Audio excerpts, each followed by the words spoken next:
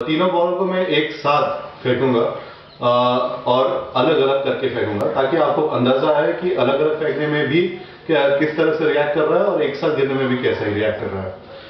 और मैंने green platform रखा हुआ है नीचे ताकि टाइल्स ना टूटे जब मैं आयरन बॉल फेंकूं। और इन दोनों बॉल्स को भी मैं इसी प्लेटफॉर्म में फेंकूंगा ताकि हमें इक्वल एंड ऑपोजिट रिएक्शन मिले तीनों एक ही प्लेटफॉर्म पे। तो मैं अभी इनको 6 फीट की दूरी से फेंकूंगा ऊपर से और देखते हैं इनका रिएक्शन। दूरी से फेंक रहा हूं।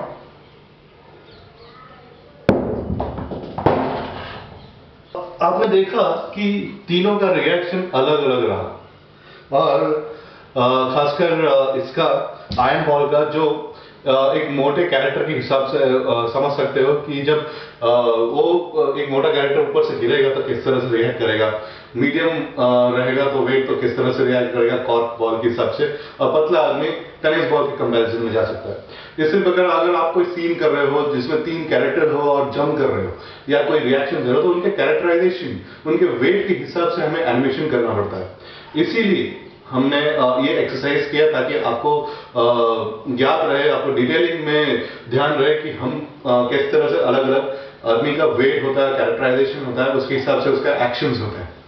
अब मैं एक एक करके मैं फेंक रहा हूँ। ये आयरन बॉल फेंक रहा हूँ पहले 6 फीट की दूरी से, और फिर कॉर्क बॉल, और फिर टेनिस बॉल।